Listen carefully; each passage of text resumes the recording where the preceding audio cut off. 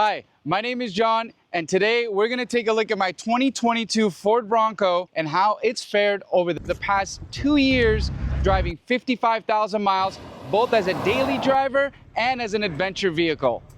We're going to take Lytle Creek Ridge down to Mormon Rock, where we'll discuss the highs and lows of Bronco ownership and all the issues I faced over the years. Let's get going. So what were my first impressions of the Bronco? Well, I saw this commercial.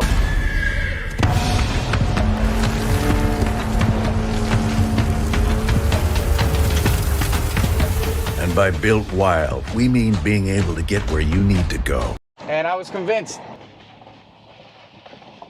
I've affectionately named it the Red Bandit because on our way back from Pennsylvania where I bought this truck, well, we got a speeding ticket at 101 miles an hour, which is what this Bronco is governed at.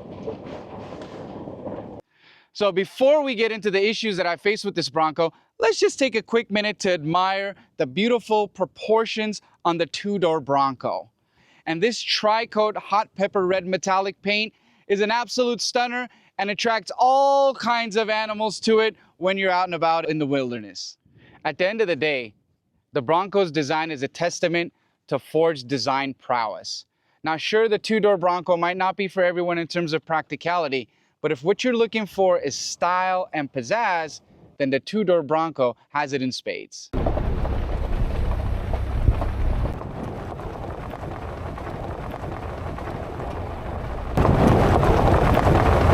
We've managed to make it to a beautiful overlook here on the Lytle Creek Ridge.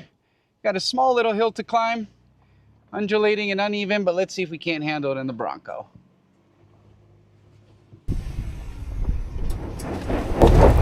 Oh, looks like we're spinning our tires, lock our rear, and try to make it up.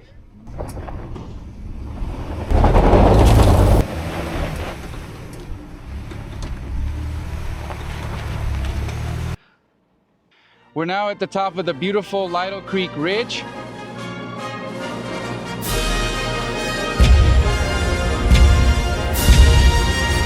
So let's get talking about the Bronco's issues. First issues I faced leaving the dealership in Pennsylvania was that I got leaking from this rooftop. The issue was that this gasket that Ford designed in Pennsylvania wasn't designed properly. After they figured it out, the dealership took care of it in a couple weeks. And I want to talk to you about some more issues. The plastic on here is cracked twice already and been replaced under warranty. And the other day, after some honking in downtown LA, well, it's cracked again. Design flaw, design flaw.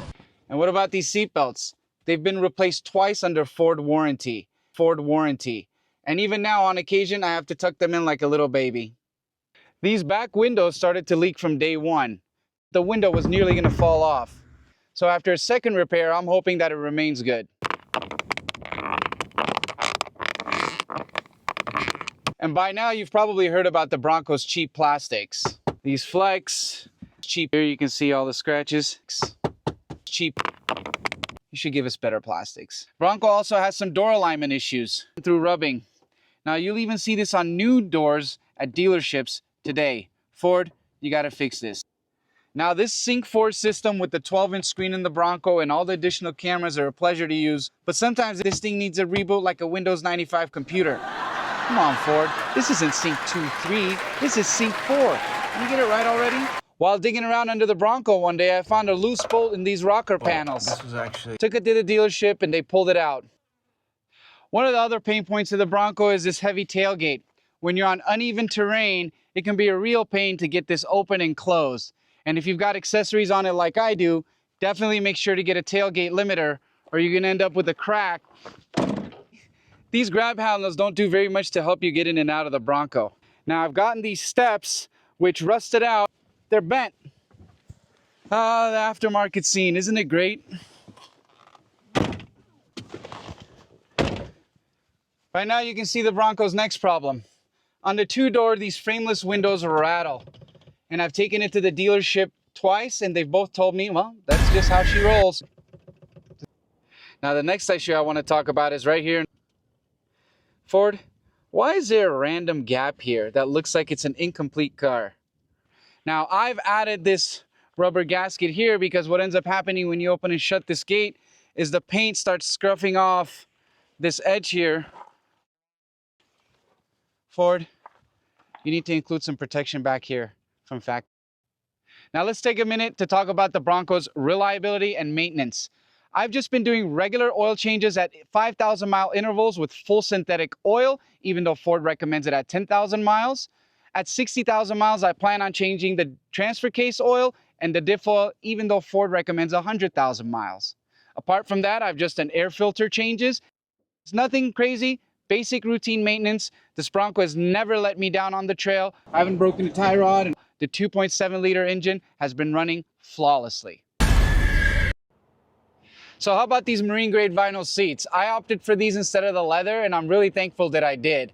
When we leave the top open, these chairs get really dusty, and because they're marine grade vinyl, they're really easy to clean off. You just kind of hose them down. I don't have any stretches or scratch marks or anything like that. They've been really comfortable, and I highly recommend you option these chairs. Now, one of the exciting things about owning a Bronco is the ability to do all kinds of modifications to it to customize it for your own needs. Now here we'll start with some of the modifications I've made. We've got an underhood ARB dual compressor, a GMRS radio antenna. We've got the Ford Performance Tune for the 2.7 liter engine, which adds about 20 to 30 more horsepower. To get where you need to go. Also got these struts that help To get where you need to go. Now, I didn't go too extreme with my off-road lighting setup. Just these lights on the mirror to illuminate the sides at night off-roading. And I also got this cool remote control light. Say hi. Isn't that cool? Now, some of the quality of life mods I've done to this Bronco is adding rubber gaskets foam to the hardtop, both here where the hardtop meets the door, section of the Bronco, and on the interior section of the Bronco. I've also added sound deadening material to the doors.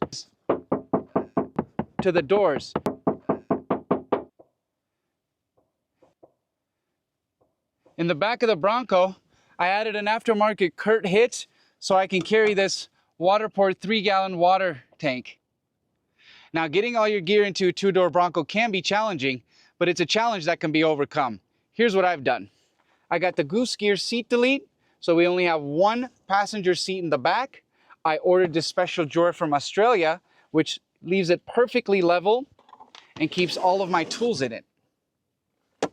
One of the first mods I got for the Bronco was this rifle tailgate table, delivered in a beautiful tiger wood that matches my red Bronco perfectly, but sadly it's being held on by a pen. I removed the speaker pods that normally come here to give me better access to the back when I'm loading and unloading my camping supplies. On the top bar here, I added this UTV bag thing, and it lets me hold up batteries, wires. We also managed to get a Starlink installed recently. Inside here, we've tucked away two comfortable chairs. We've got the Built-Right Molly panel that has a tactical fire extinguisher. And I stuff a, what is this called? A hammock. The rifle bag, but instead of rifle, inside is all my recovery gear. So tow straps, hoses, gauges, they're all kind of tucked away in there. Now underneath the Bronco, I've added these shock skids. I also added these cross member and transmission skids. The only two parts of the Bronco that aren't really covered well. I moved the speaker pods from the rear and bought these new speakers for the front. They sure do sound a lot better than the stock Ford speakers. Here we've got a Wrangler net, which keeps my sleeping bag and also my pillows. Down here we've got a Delta 2 battery pack, and I've got one on the passenger side that keeps my refrigerator, Starlink, and various other electronic doodads going while I'm off grid. In Pennsylvania,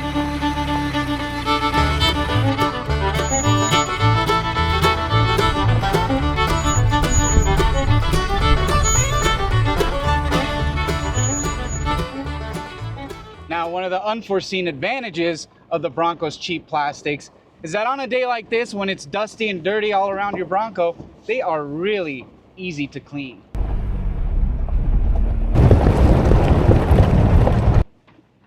Now, I want to spend a minute to talk about the Bronco's fuel economy. Before the Ford Performance Tune, I was getting about 18.9 miles per gallon. After the Ford Performance Tune, I'm getting about 18.7 miles per gallon. 18 to 19 is fair.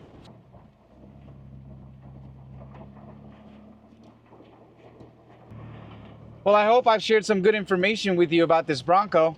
We're heading down this ridge now to Mormon Rock, where I'm going to share with you some of the adventures I've been on and my concluding thoughts. Meet you down the hill.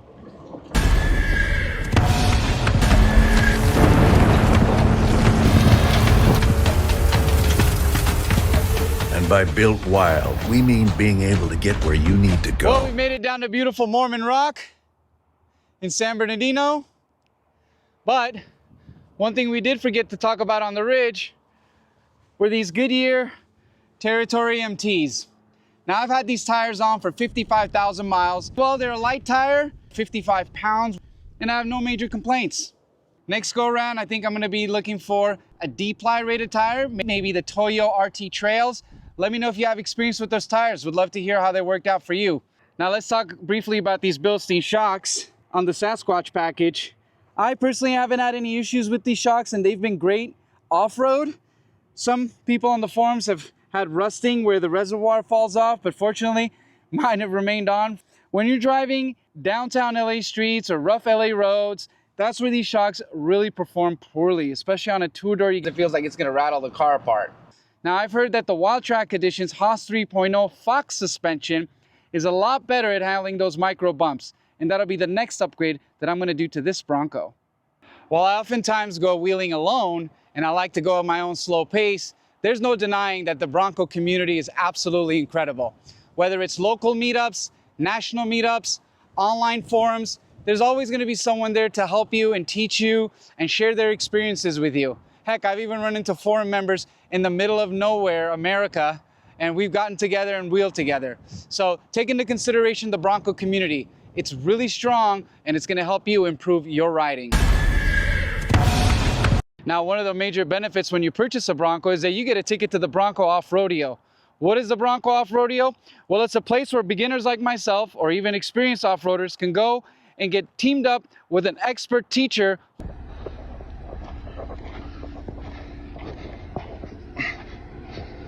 What's happening, John? We're a little tilted right now. Are you leaning over a little bit? Just a little bit. Oh, okay. All right. Was going to tell you how to use every single feature in your Bronco. They're going to give you the confidence that you need and the skills that you need to acquire to hit the trails on your own. I did it. I loved it. Others have done it. They've loved it. Don't miss out, especially if you're new to off-roading. Now, despite the Bronco's build issues, it's taken me all over the country to 13 national parks, forest roads, mountains, public lands, deserts, the wimpy trails, Cabo San Lucas and back alive, different places.